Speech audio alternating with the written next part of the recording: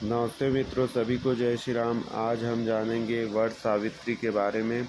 3 जून वट सावित्री व्रत। इस व्रत का रहस्य जान लेंगे तो आप भी व्रत किए बिना नहीं रह पाएंगे। वर्ष में 2 बार वट सावित्री व्रत रखा जाता है। पहला ज्येष्ठ कृष्ण त्रयोदशी में अमावस्या को पूर्ण होता है और दूसरा ज्येष्ठ शुक्ल त्रयोदशी में पूर्णिमा के दिन। दोनों व्रत में पूजा पाठ करने का विधान, कथा, नियम और महत्व एक जैसे ही होते हैं। महाराष्ट्र, गुजरात और मध्य प्रदेश के कुछ हिस्सों में ज्येष्ठ शुक्ल में अंतिम 3 दिन या केवल पूर्णिमा के दिन वट सावित्री व्रत रखा जाता है, जिसे पूर्णिमांत व्रत बोलते हैं। पति के सुख दुख सहभागी होना, उसे संकट से बचाने के लिए प्रत्यक्ष काल को भी चुनौती देने की क्षमता और दृढ़ता रखना, उनका साथ न छोड़ना एवं दोनों का जीवन सफल बनाना, ये भारतीय सनातन संस्कृति में जन्मी नारियों के महत्वपूर्ण गुण हैं। सावित्री में ये सभी गुण थे। सावित्री अत्यंत तेजस्वी तथा दृढ़ निश्चयी थी। आत्मविश्वास एवं उचित निर्णय क्षमता भी उसमें थी।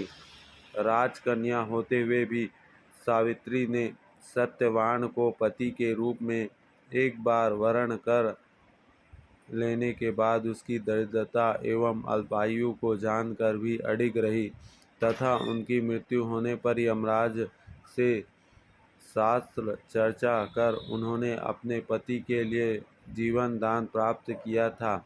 जीवन में यशस्वी होने के लिए सावित्री के समान सभी सद्गुणों को आत्मसात करना ही वास्तविक अर्थों में वट सावित्री व्रत का पालन करना है। वृक्षों में भी भागवदीय चेतना का वास है। ऐसा दिव्य ज्ञान वृक्षोपासना का आधार है। इस उपासना ने स्वास्थ्य, प्रसन्नता, सुख, समृद्धि, अध्यात्म उन्नति एवं पर्यावरण संरक्षण में बहुत महत्वपूर्ण योगदान दिया है। वातावरण में विद्यमान हानिकारक तत्वों को नष्ट कर वातावरण को शुद्ध करने में वट वृक्ष का विशेष महत्व है। वट वृक्ष के नीचे में छायादार स्थल एकाग्र मन से जप, ध्यान व उपासना के लिए प्राचीन काल से साधक एवं महापुरुषों का प्रिय स्थल रहा है। यहाँ दीर्घ काल तक अक्षय भी बना रहता है। इसी कारण दीर्घायु, अक्षय सौभाग्य, जीवन में स्थिरता तथा निरंतर अभ्युदय की प्राप्ति के लिए इसकी आराधना की जाती है। वट वृक्ष के दर्शन, स्पर्श तथा सेवा से पाप दूर हो जाते हैं। दुख, समस्या तथा रोग जाते रहते हैं। अतः इस वृक्ष को रोपने से अक्षय पुण्य संचय होता है। वैशाख आदि पुण्य मासों में इस वृक्ष की जड़ में जल देने से पापों का नाश होता है एवं नाना प्रकार की सुख संपदा प्राप्त होती है। इसी वट वृक्ष के नीचे सती सावित्री ने अपने पति व्रत के बल से यमराज से अपने मित्र पति को पुनः जीवित करवा लिया था। तब से वट सावित्री नामक व्रत मनाया जाने लगा। इस दिन महिलाएं अपने हृदय से परिवार के मंगल की कामना लेकर अखंड सौभाग्य एवं पति सहित आत्म कल्याण के लिए व्रत करती है। व्रत कथा। सावित्री मद्र देश के राजा अश्वपति की पुत्री थी। भूमतसेन के पुत्र सत्यवान से उसका विवाह हुआ। विवाह से पहले देवर्षि नारद ने कहा था कि सत्यवान केवल वर्ष भर जिएंगे, किंतु सत्यवान को एक बार मन में पति स्वीकार कर लेने के बाद दृढ़वत सावित्री ने अपना निर्णय नहीं बदला और 1 वर्ष तक पतिव्रत धर्म में पूर्णतः तत्पर रहकर अंधे सास ससुर और अल्पायु पति की प्रेम के साथ सेवा की। वर्ष समाप्ति के दिन सत्यवान और सावित्री समिधा लेने के लिए वन में गए थे। वहाँ एक विषधारी सर्प ने सत्यवान को डस लिया। वह बेहोश होकर गिर गया। यमराज आए और सत्यवान के सूक्ष्म शरीर को ले जाने लगे। तब सावित्री ने अपने पतिव्रत के बल से उनके पीछे पीछे जाने लगी। यमराज द्वारा उसे वापस जाने के लिए कहने पर सावित्री बोली, जहाँ जो मेरे पति को ले जाए या जहाँ मेरे पति स्वयं जाए, मैं भी वहीं जाऊं। यह सनातन धर्म है। तप, गुरु भक्ति, गुरु पति प्रेम और आपकी कृपा से मैं कहीं रुक नहीं सकती। तत्व को जानने वाले विद्वानों ने 7 स्थानों पर मित्रता कही है। मैं उस मैत्री की दृष्टि से रखकर कुछ कहती हूँ, सुनिए। लोलुप व्यक्ति वन में रहकर धर्म का आचरण नहीं कर सकते और न ब्रह्मचारी या सन्यासी ही हो सकते हैं। विज्ञान आत्मज्ञान के अनुभव के लिए धर्म को कारण कहा करते हैं।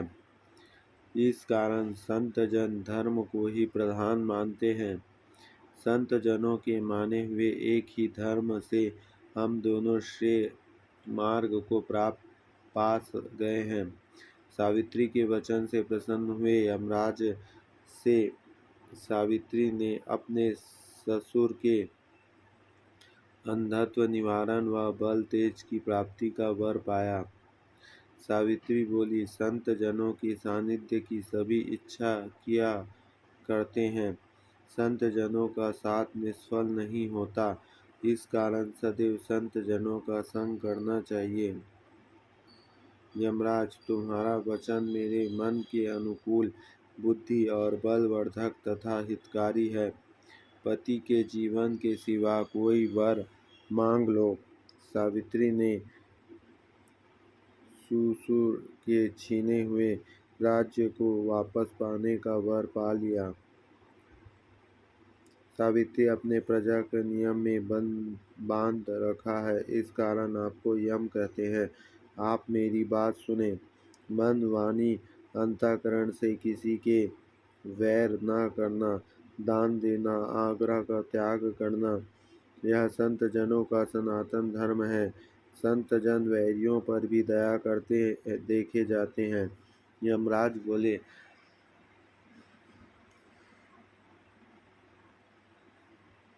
जैसे प्यासे को पानी, उसी तरह तुम्हारे वचन मुझे लगते हैं। पति के जीवन के सिवाय दूसरा कुछ मांग लो। सावित्री ने अपने निपुत पिता के 100 और औरस कुल वर्धक पुत्र हो ऐसा वर पा लिया। सावित्री बोली, चलते चलते मुझे कुछ बात याद आ गई है, उसे भी सुन लीजिए। आप आदित्य के प्रतापी पुत्र हैं, इस कारण आपको विद्वान पुरुष वैवस्वत कहते हैं। आपका बर्ताव प्रजा के साथ समान भाव से है, इस कारण आपका धर्म राज कहते हैं। मनुष्य को अपने पर भी उतना विश्वास नहीं होता जितना संत जनों में हुआ करता है, इस कारण संत जन पर सबका प्रेम होता है। यमराज बोले, जो तुमने सुनाया है ऐसे मैंने कभी नहीं सुना। प्रसन्न यमराज ने सावित्री ने वर के रूप में सत्यवान को ही बल वीर्यशाली 100 औरस पुत्र की प्राप्ति का वर प्रदान किया। फिर बोले, संत जनों की वृत्ति सदा धर्म में ही रहती है। संत ही सत्य में सूर्य को चला रहे हैं, तप से पृथ्वी को धारण कर रहे हैं। संत ही भूत भविष्य की गति है। संत जन दूसरे पर उपकार करते हुए प्रत्युपकार की अपेक्षा नहीं रखते। उनकी कृपा कभी व्यर्थ नहीं जाती, ना उनके साथ में धन ही नष्ट होता है, ना मान ही जाती है। ये बातें संत जनों में सदा रहती है, इस कारण वे रक्षक होते हैं। यमराज बोले, जो जो तू मन को अच्छे लगने लगे वाले अर्थयुक्त सुंदर धर्मानुकूल वचन बोलती है, त्यों त्यों मेरी मुझसे अधिकाधिक भक्ति होती जाती है। अतः हे पतिव्रते और वर मांग। सावित्री बोली, मैंने आपसे पुत्र दाम्पत्य योग के बिना नहीं मांगे हैं, न मैंने यह मांगा है कि किसी दूसरी रीति से पुत्र हो जाए। इस कारण आप मुझे यही वरदान दे कि मेरे पति जीवित हो जाए, क्योंकि पति के बिना मैं मेरी हुई हूँ। पति के बिना मैं सुख, स्वर्ग, श्री और जीवन कुछ भी नहीं चाहती। आपके मुझे 100 पुत्र का वरदान दिया है, वह आप ही मेरे पति का हरण कर रहे हैं, तब आपके वचन कैसे सत्य होंगे। मैं वर मांगती हूँ कि सत्यवान जीवित हो जाए। इसके जीवित होने पर आपके ही वचन सत्य होंगे। यमराज वे परम प्रसन्न होकर ऐसा ही हो यह कहकर सत्यवान के जीव को मृत्युपाश से मुक्त कर दिया। बोलो सत्यवती माता की जय।